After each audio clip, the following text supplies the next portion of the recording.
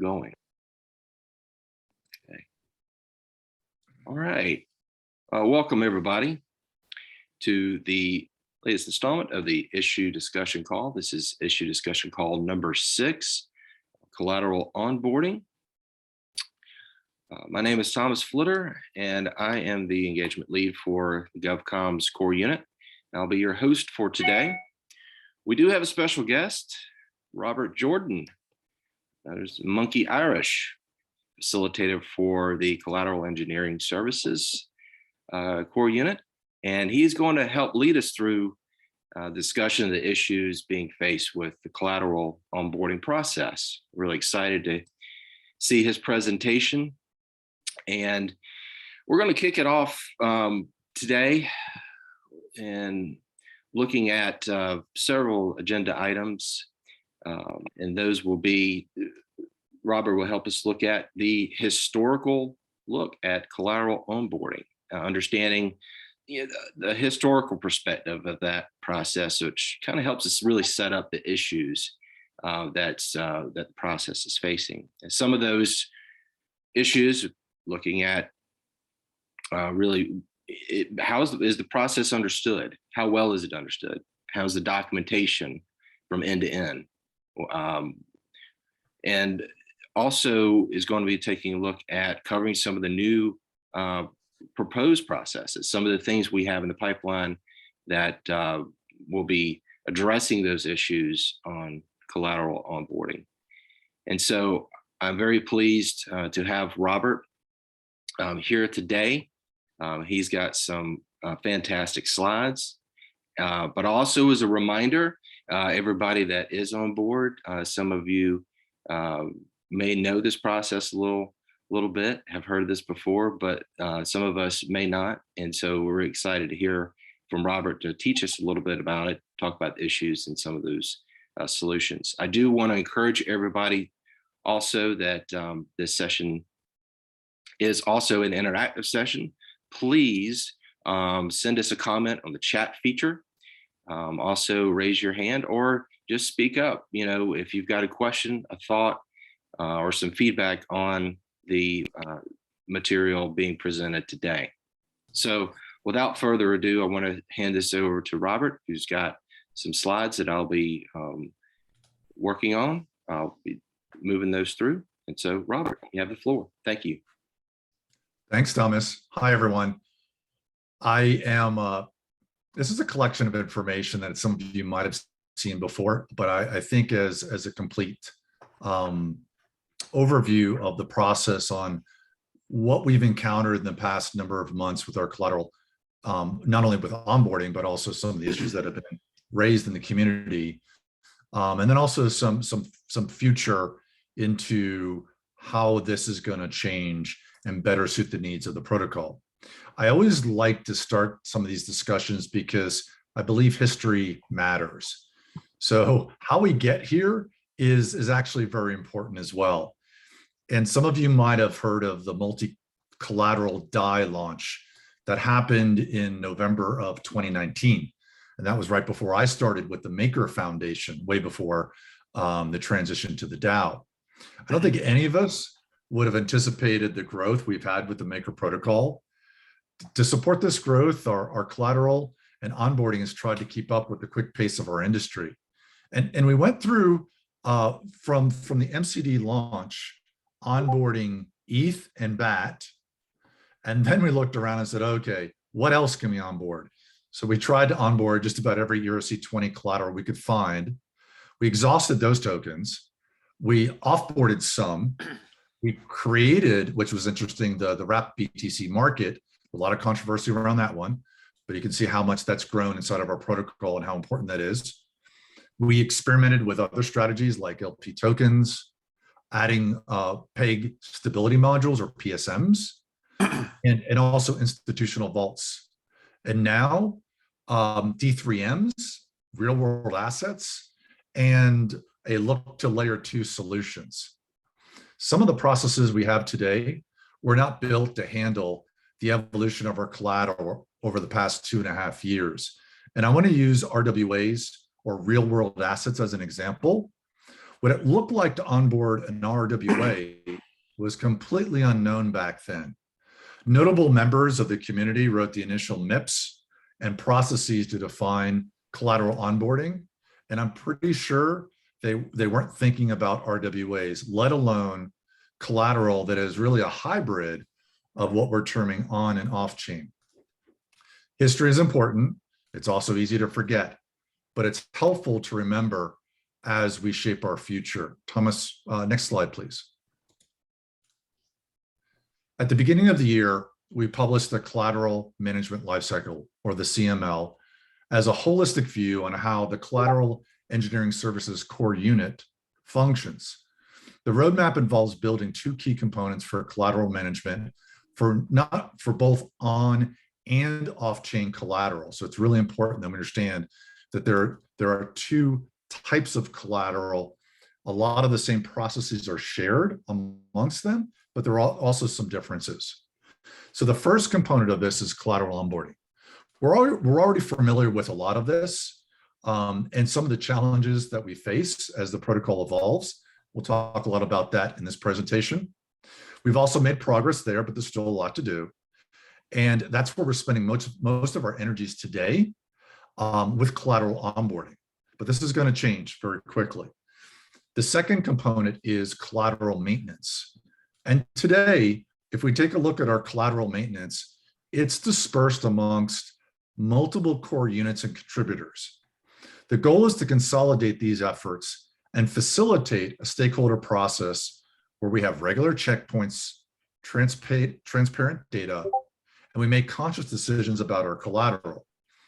This is especially important with RWAs since we cannot rely on on-chain data to make decisions.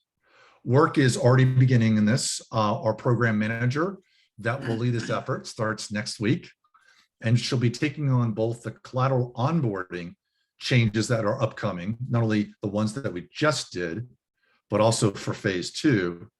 And then this whole area of collateral maintenance and the processes within collateral engineering services. I want to be very clear here, though, is that it's about leveraging the work that we're already doing across multiple core units relating to our collateral.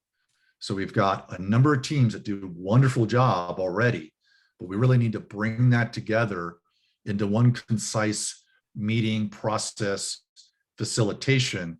So again, we're making the ongoing decisions on a regular basis for all of our collateral that's within the Maker protocol. The last thing I want to identify here is that wrapping these two components are our processes, deliverables, and just our core unit operations that support the implementation of this life cycle. Next slide, please, Thomas. Today, we have a collateral onboarding process. Yes, it's real, and it went through a significant update last week. And I also want everyone to know is we use it every day. Now, the we I refer to, there are actually three groups of we's that we have out there. There are the on-chain collateral stakeholders, which typically deal with the crypto native collaterals. We have the off-chain collateral stakeholders, which deal mainly with the real world assets and the onboarding. And then we have the mandated actors, because the mandated actors have been a group of people that have been around for some time that include the facilitators and other recognized people within the community that have been voted into that slot. Now, to be clear, this list includes the following core units. So it's protocol engineering, it's Oracle, risk, real world finance, growth, our core unit, GovComms, GovAlpha, and the incubation CUs of LTS, which is the legal, and Love, which is the oversight compliance that that Luca is proposing to be a facilitator for. So the process was created by the Maker community members shortly before the Mount Foundation had dissolved. And a number of them were notable people within the community at that time. I think we realized that the process isn't perfect, but there is a process and we do have a baseline to work from. From my perspective, our opportunities for growth are in the transparency, communication, prioritization, and commitment areas. The current process may or may not look like this graphic when we're complete with the next iteration, or phase 2, as I'm calling it. But please know that CES is committed to continuing to update the process to ensure it works for the community, whatever that might look like, to scale the supply of dye in a safe and secure manner and in the most cost-effective way possible. With this background, what I'd like to do is take a look at 3 phases of the collateral onboarding process. They are application, prioritization, and implementation. Thomas, next slide, please. Okay.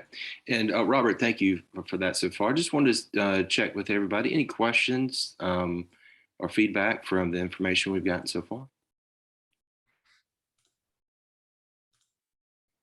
All right. Thank you. So the first phase of the collateral onboarding process is the collateral application. In the past, there was a bit of confusion with this part of the process. Most recently, our collateral applicants got a little creative to test the governance process by publishing MIP6s, signal requests, and what we'll term regular MIPs. As a result, it was clear that we had not educated the community on the overall collateral onboarding process, and the old status spreadsheet did not communicate the current state of the collateral moving through onboarding. Plus, we had a lot of greenlit collateral without any progress, and that needed to be cleaned up. Those were great learnings for our team, and I think for the community. Currently, to start the process of getting collateral added to the Maker protocol, I recommend the MIP6 collateral application.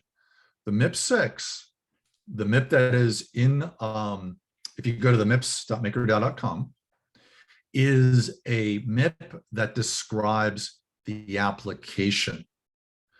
And so I just want to be clear that there's information that goes into the application that could be specific to on-chain and off-chain collateral. And I'll explain why that's important in a moment.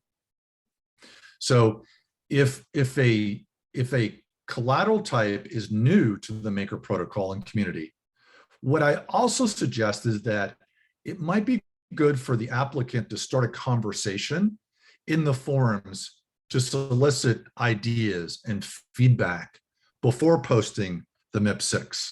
Now, I'm making some recommendations and suggestions here. Anyone is free to do whatever it is they feel they need to do, given our governance process. So I want to point that out.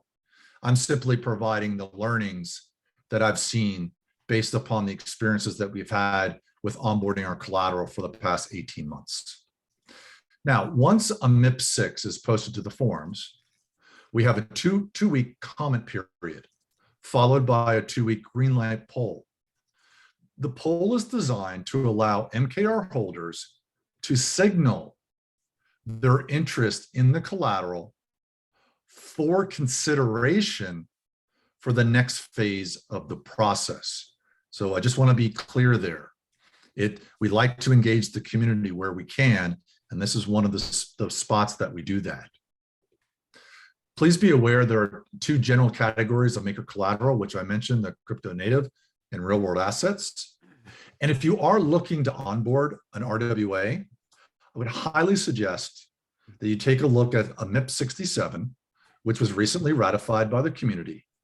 That's going to give you additional guidance on what information is needed within the MIP 6 collateral application. So again, pointing everyone to the mips.makerdao.com.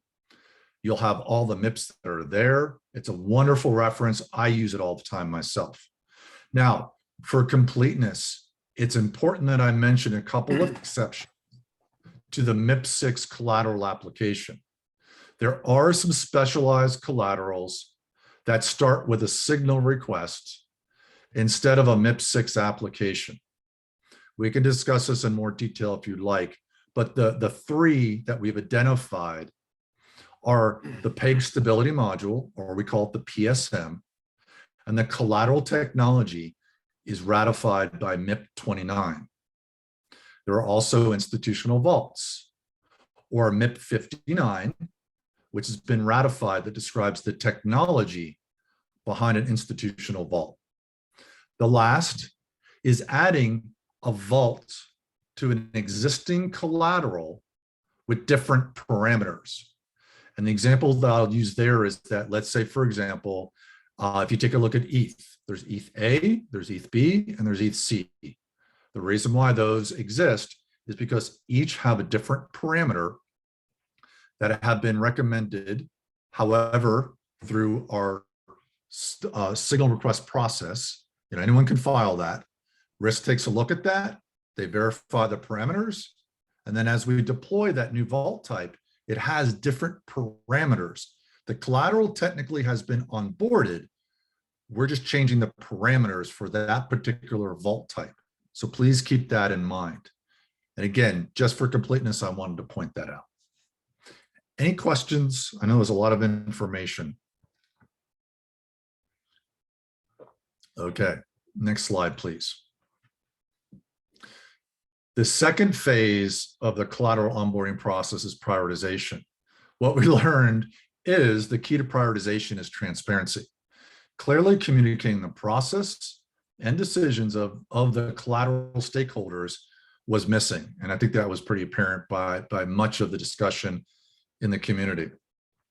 Today, once a collateral is greenlit, it means that it's 2 weeks in the green light poll, and there are more yeses than nos. At that point, it becomes green lit. What the collateral stakeholders will do is that they will look at prioritization of that collateral to decide what collateral as a group has the ability to move into the next phase of the process. Now, there are many factors that go into prioritization, and I've included a few of them on the slide. While I'd like to develop a purely objective prioritization model, there are factors to consider, and many of them are not quantitative. And when you see some of the factors that we use, for example, the scope of the work to be done and the current product backlog or the sprint backlog that a team may be working through, that may or may not impact the prioritization of a piece of collateral. One of the things that's been very clear is that when we don't have the necessary information inside of the collateral application, what happens is that we sort of spin and we go back and forth and we ask a bunch of questions. And meanwhile, that exchange sometimes becomes adversarial or confrontational. And we really want to be able to drive that out of the process by providing the necessary information upfront in the collateral application.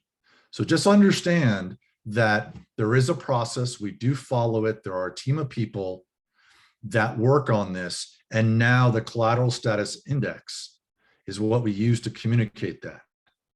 So this is also going to be improved in what I'm calling phase 2 of the collateral onboarding process. And again, if you want to take a look at what is up next, I highly recommend you look at the collateral status index, and there's a status called up next. What that indicates is that that collateral that's classified as up next has the ability to move into the next steps of the collateral onboarding process. And we'll talk about that next. Again, I'm going to pause there to see if there are any questions.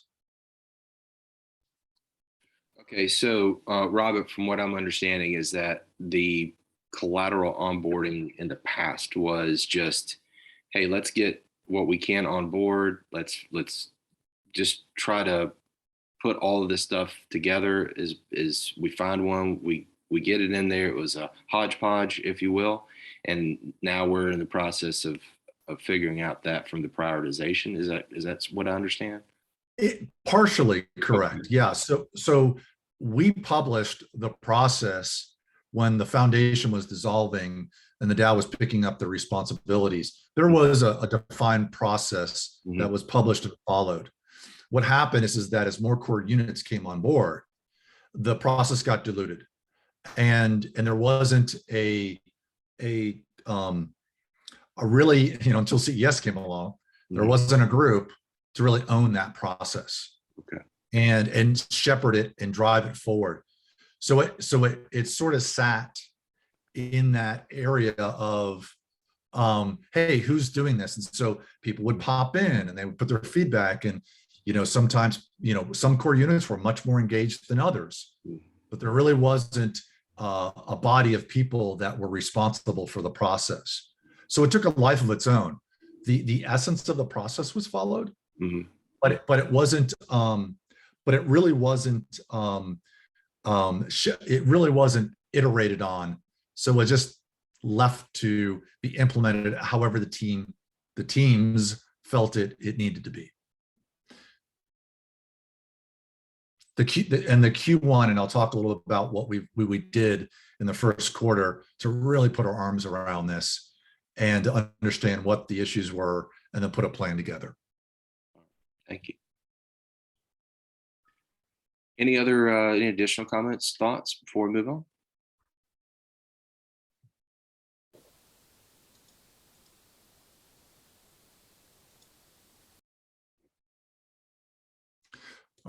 So the last phase of the collateral onboarding process is implementation. A lot of the learning in this phase was internal to the teams. And what was clear for us is that once we moved into implementation, we found that most collateral was onboarded. Now, there were cases where, for example, an assessment would come back as, let's say, high risk, or let's say that risk said, we can't recommend a debt ceiling. And then at that point, a decision was made by the domain teams to stop working on the collateral. One of the key learnings there is that if that is the case, then it's our responsibility to communicate to the collateral applicant that that's actually what happened. And we saw in the past that did not happen. So again, this is a process that we've learned a lot from, and we've made a lot of changes to ensure that communication is a key part of what we're doing moving forward. Now, when we enter into the implementation phase, we do a technical and a business assessment on the collateral, and think of this as a deep dive to make sure that we understand all of the details from a technical, a business, a legal, a deal perspective, to know how to onboard this collateral. And when these are completed, they're published to the form. And at this point, with all of the details fully known, it's possible that we have uncovered new information that would be important to share with the community for their approval. And so what we find ourselves doing as part of the process is that we put it out to the MQR stakeholders to vote in a governance poll that happens on chain to get the final approval on whether or not we're going to implement the collateral or not. At this point, everything needs to be known. So one of the things that we've struggled with is that if the legal terms of an agreement aren't fully understood, then this is the time for us and the collateral applicant to invest in making sure that we're very clear on what the deal looks like, what the legal terms are, providing the actual documents of what's embodied inside of those legal terms. As an example, if someone is onboarding an RWA type of asset and they're using a collateral technology called MIP-21, again, another ratified collateral technology, there are things that have to happen, namely in the liquidations, as well as an emergency shutdown and other parameters that must be handled in a legal agreement that is executed off chain. None of that is on chain, and none of that we have visibility into from an on-chain perspective. So it's critically important at this phase that we fully understand the deal, the legal part of it, and sometimes that will impact how we do the implementation. So please keep all of that in mind. The actual technical implementation is really up to the domain teams doing the work. And please be aware, this may or may not start before the governance pull is complete.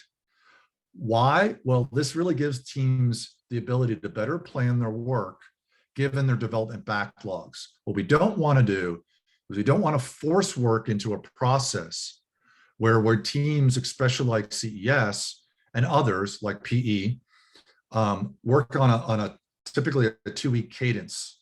And we have a sprint process, and it's very detailed, and we follow it every single sprint cycle. And we refine our work beforehand. We know what we're going to work on during that cycle. So if something gets forced into that process, then if that's the case, either we complete the sprint cycle or we stop doing work and we task switch, and then we move on to new work. That's a very disruptive process for anyone that's done software development. So any of these MIPS that have suggested a forced implementation, a prioritization, or blocking really impedes that process. And it's important to understand it does not help us. And in fact, it adds time to the overall collateral onboarding process. Again, please keep that in mind. The last part of the implementation is to write the spell. Now, the spell is code that actually onboards the collateral into the maker protocol, and then we publish the executive vote. Now, the executive vote not only includes new collateral to onboard, but a variety of parameter changes to reflect the governance process ratification of changes to the protocol. Once the on-chain executive vote is approved by MKR holders, the spell is executed, and then the new collateral is officially onboarded. So that completes the collateral onboarding process for new collateral. And I'll pause there to see if there are any questions.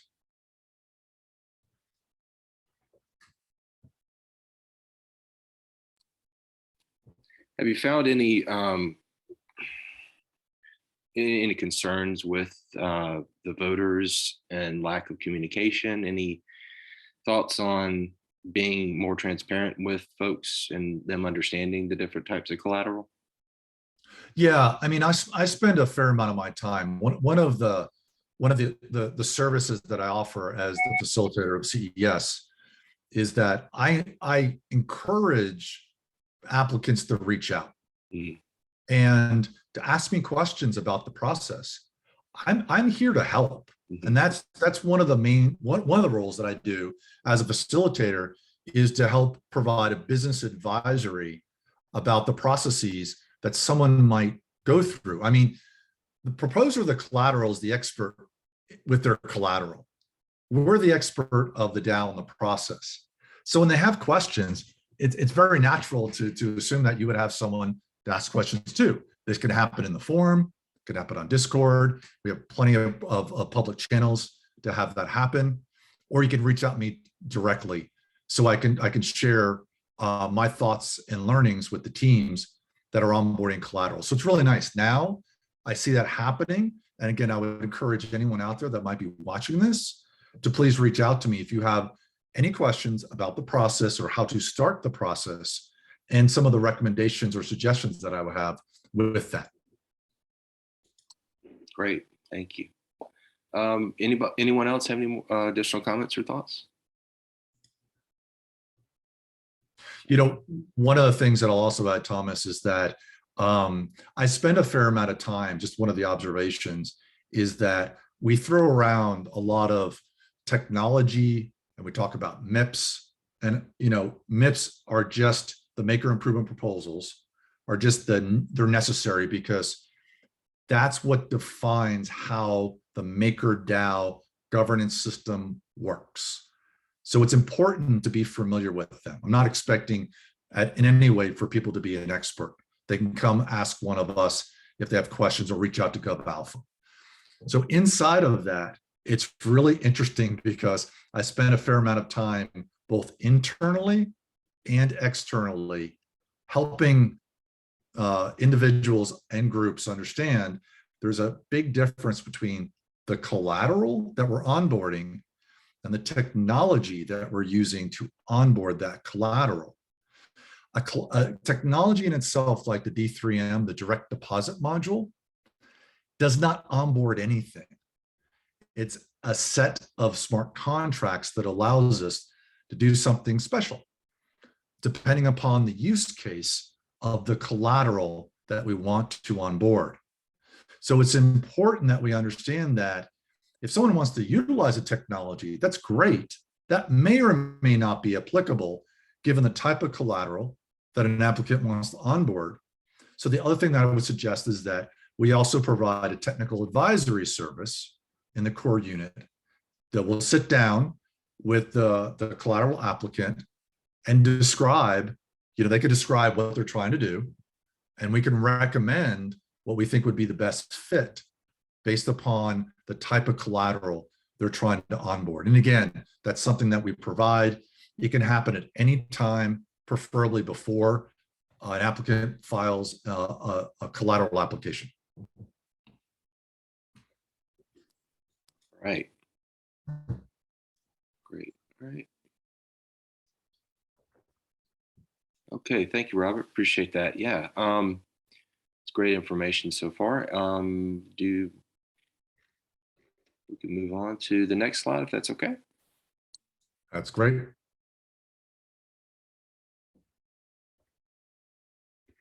So I think it's important to understand the preparation work in Q1 that led to the collateral process updates we published last week. At the beginning of the year, meetings for the collateral stakeholder alignment calls began for on and off chain collateral. We did a little work before the end of the year, but we really formally did that at the beginning of the year. And I really appreciate GovComms and SCS for coordinating and facilitating these calls, since many core units are involved in this. And before these meetings, it was really challenging to get this cross-functional group together due to competing priorities and the lack of understanding on overall DAO objectives. I appreciated the initial work of David and Wouter, and now Thomas, contributed to the organization and facilitation of these meetings. Tenacity would be the word that I would use in facilitating these early meetings.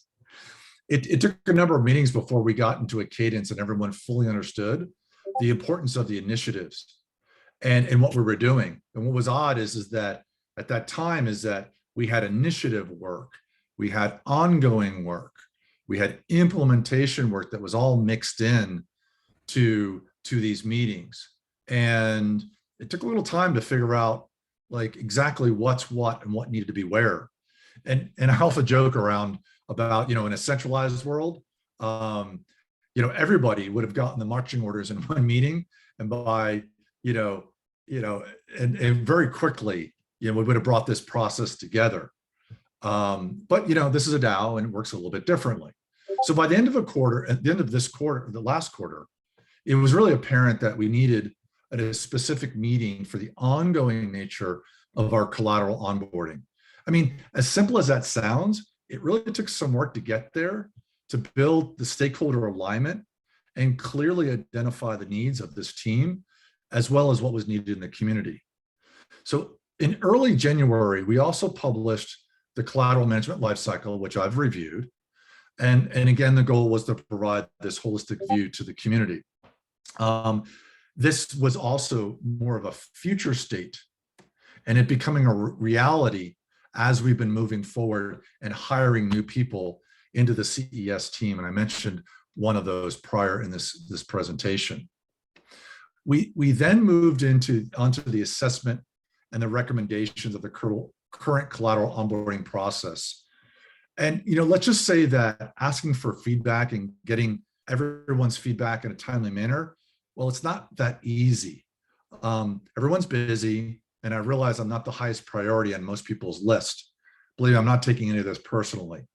We collected what we could, we made the recommendations, and we started with the implementation. When I say implementation, the implementation of the changes. And there were some failed attempts. For example, we were looking at a pre-met process, but that didn't go anywhere. what we've done has been a driving force for the collateral process changes that have happened this quarter. There was also work we did on gaining consensus on modifying portions of the MIPS 6 and MIPS 7.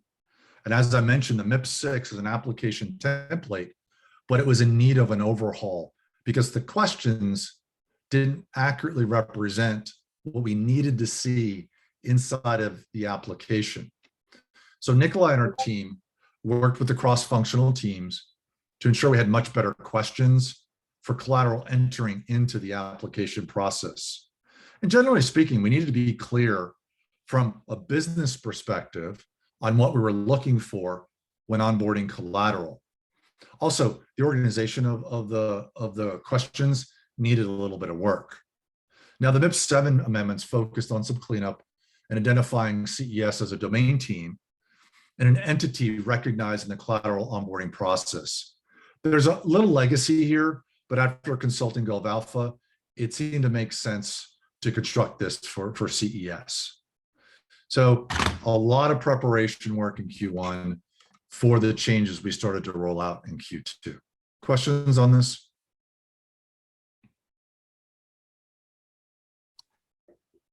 No, that's great information, Robert. Thank you for listing these out and give us a nice roadmap, if you will, of the latest updates. That's great. Thank you. So the last slide here, I just want to talk about our collateral onboarding phase 2. So Q1 was about learning and building the foundation for the work in Q2 and beyond. While we've done a lot of internal work between the core units, a lot remains to ensure that all the key stakeholders are aligned. And it's important to understand the difference between alignment and agreement. Alignment is making sure the community understands the decisions that are being made and has input into that process.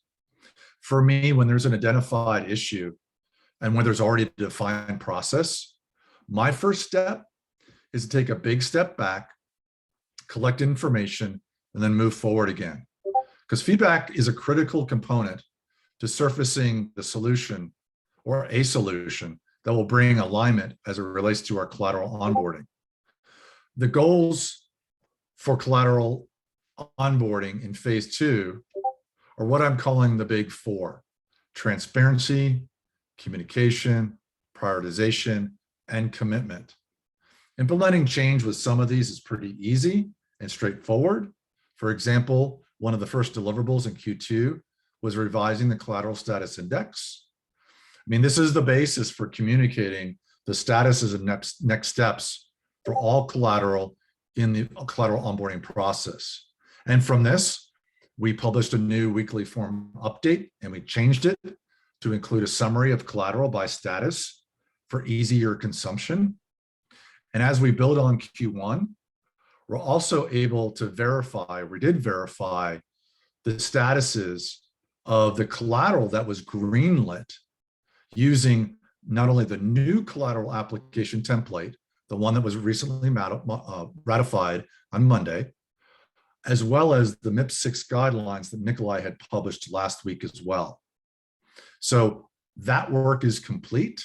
There are a couple of collaterals we're still waiting for input on, but essentially that's complete, and it really cleaned up the list a lot. Now for the off-chain collateral, the team will be updating the applicants of the remaining greenlit RWAs due to the ratification of MIPS 67.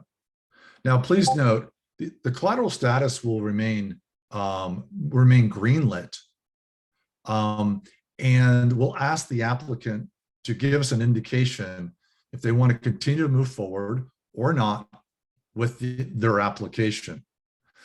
This is, and Will Remmer and his team will be making those posts shortly to those applicants to get a read on how they'd like to move forward. This has already cleaned up the collateral status index tremendously, and it's providing us much better guidance on where collateral is at in our process and the next steps. Education is also a key aspect in supporting our goals in Q2. Obviously, this is one of those meetings. Based upon the questions that I also see in the forums and talking with prospective collateral applicants, again, it was very clear that very few people understood this process. In addition, as I mentioned, to our current business and technical advisory work, we're doing outreach in the community to better explain, again, the collateral onboarding process, gather feedback, and continuing to use this as inputs into modifying the process. I mean, let's face it, this has to work to support the needs of the Maker protocol. I also want to specifically call out prioritization and commitment. The collateral status index that is published in the form has a prioritization system. Now, again, that was one component to assist us being the collateral stakeholders in prioritizing the collateral. And again, I also want to reinforce that we'll continue to make improvements in that area as we work through the phase 2 feedback and process changes, which will also include MIP changes this time. So it will be a pretty significant overhaul. Last and maybe most important, we need to onboard collateral, and not just any collateral that has the potential to make the biggest impact to the protocol, grow the DAI supply, and again, do that in a stable, secure, and cost-effective manner. I want to be clear that CES is committed to doing this regardless of what the process might look like or the participants involved. So now, if there are no other questions, I'll turn that back over to Thomas to continue with the presentation. Thank you, Robert. That was really great information, and thank you for sharing that with us about where we've been and where we're going with collateral onboarding. I do want to encourage any comments or feedback if anyone has them, but we'll leave this few minutes for open discussion. As a reminder too, please go and take a look at the latest information that's out there on the forum related to collateral onboarding as being part of the alignment stakeholder calls.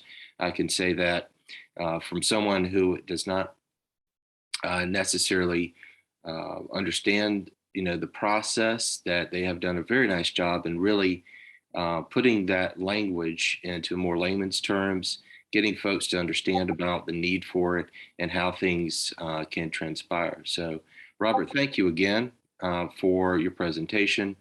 And if they're like to open the floor up to any comments, discussion, feedback, thoughts, I'll leave it to y'all. Hey, Robert, I have a quick question. So I'm curious the difference in experience between the first version of collateral onboarding and the second version from the perspective of a collateral applicant. So, for the last few quarters, a collateral applicant would have put up a NIP6 proposal, and then basically it would have gotten streamlined into the collateral greenlight poll process. And then depending on its merits, it would either get put on the backlog forever, or it would kind of get picked up. It would get some assessments, and it would progress to a governance poll before eventually all the implementation stuff resulted in an executive that fully implemented the collateral. So there was the experience basically that you put up the application, and then basically there would be no communication unless something happened. So what is the difference in the process now for a NIP6 applicant? So this process is the same that we had. What we're doing is that we're going back to actually following the process. And the big piece about it is the communication, because trying to understand how it works, and once you're in it, what's working and where am I at? Those two pieces for me are the huge improvements that we've made. And the clarity of then communicating to the community on where we're specifically at with collateral. So those are the pieces of improvement.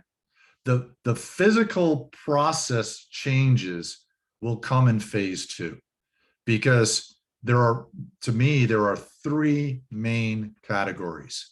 There's the application process, there's the prioritization piece, and there's the implementation.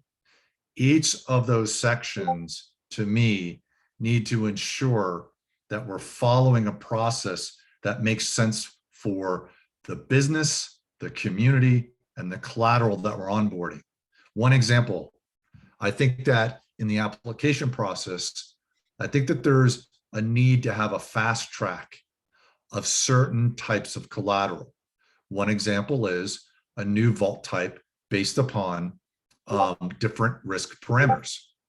Okay, that makes a lot of sense. There is no reason why we should use, when we take a look at the questioning inside of the MIP6 application, a lot of that just doesn't apply. But what does apply inside of our collateral application? And how do we move certain types of collateral very quickly through the system? Because we've already done a lot of the work. And we also want to match the MIPS. So right now we have MIPS 6 through 12. And MIPS 6 through 12 technically define the process of collateral onboarding. A lot of that is outdated or has references to things that don't really make sense. So we want to make sure we have a complete update of that, and we have one process that's defined that then allows us to be able to say, oh, hey, here's this type of collateral and here's the opportunity. Yeah, let's move it this way through the application process. So we're very consistent and clear, and no one has to guess on, do I do a MIP? Do I do a signal request? Do I do a MIP6 application? What's the process here? Well, there's just one process. And right now, it doesn't feel like we have that. So I just added a little bit of color there, David, because that's super important for phase 2. Yeah, I got it. Yeah, and I guess that's a part of the challenge where it's like, there are new collaterals we want to onboard as a protocol, but then there's also new products that might be a remix of existing collaterals, like, ETH BC wrapped, staked ETH BC, whatever. And then there's things like D3Ms, which in their own right they are like new collaterals, but they're like a whole separate thing, and they involve a lot of different, it involves a whole pool of collaterals from a separate protocol, right? And then there's institutional vaults, which again takes an existing collateral. Got it. It's more of a client relationship where it's like you get a favorable set of terms for a promise to do a certain size of die generation. So all of those things, yeah, like being able to very clearly communicate to the public, like what is the process for becoming an institutional vault partner? What's the process of proposing a D3M for your protocol?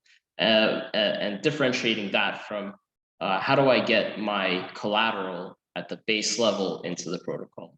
Like those are three separate things. Yeah, but you mentioned something that was really key there. You went to the, how do I onboard my collateral using the D3M? I'd like to take the discussion to a different place initially to say, here's the collateral I would like to onboard, and to make sure that from a business perspective, we're first doing the due diligence to know why we're onboarding that collateral. We have plenty of technology. We can find the appropriate technology, or in some cases, develop new technology if there is a product market fit. Which I also want to impress upon is that one of the key aspects of this core unit that I proposed from the very beginning was having a productized model for collateral.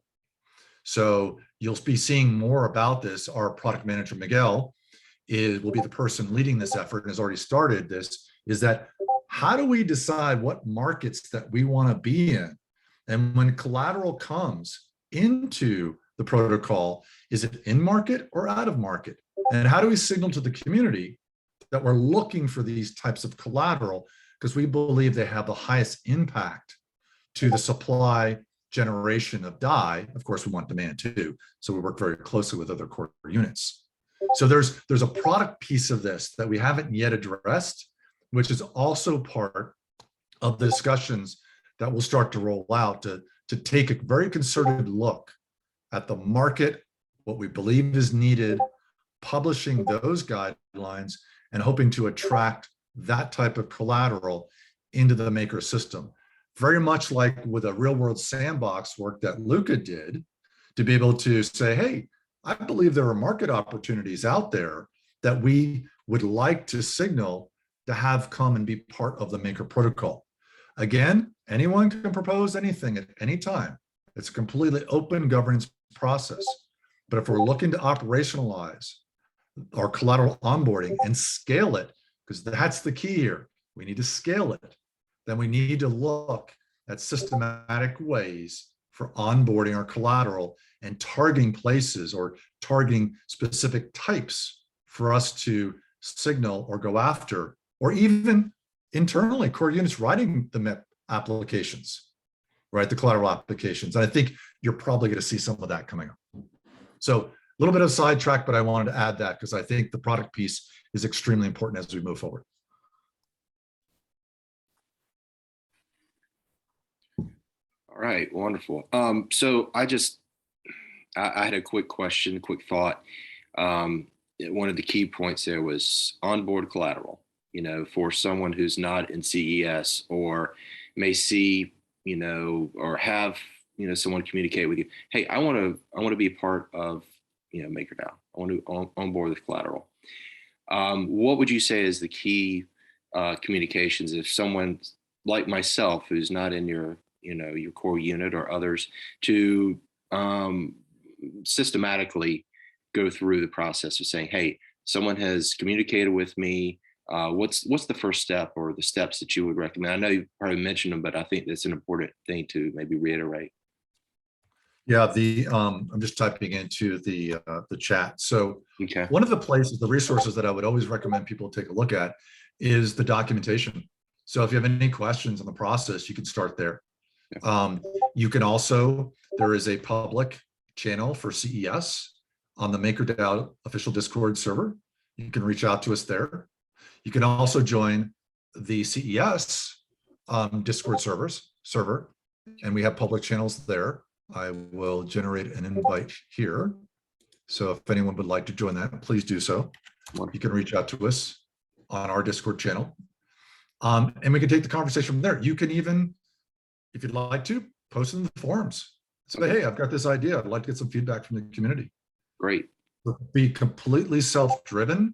Mm-hmm. If you would like some assistance, some suggestions to leverage the learning that we've had over the past, I have a much longer history. I have almost 3 years worth of history, because when I was at the foundation, one of the processes that I initially designed, working with the internal teams, was the collateral onboarding process when multi-collateral DAI was first launched, because we had the same problem internally.